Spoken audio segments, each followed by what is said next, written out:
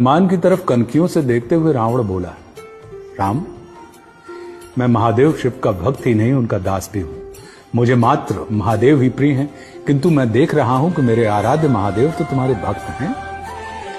हनुमान जी को शिव जी का रूप माना गया ना, कि वो रुद्र का अवतार है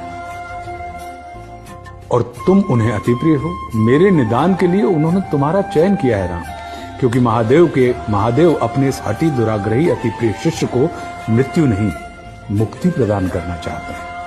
श्री राम ने कहा, महात्मन, ये सब कुछ आप राम से मित्रता करके भी प्राप्त कर सकते हैं, फिर मेरे प्रति आपके शत्रु भाव का कारण क्या है?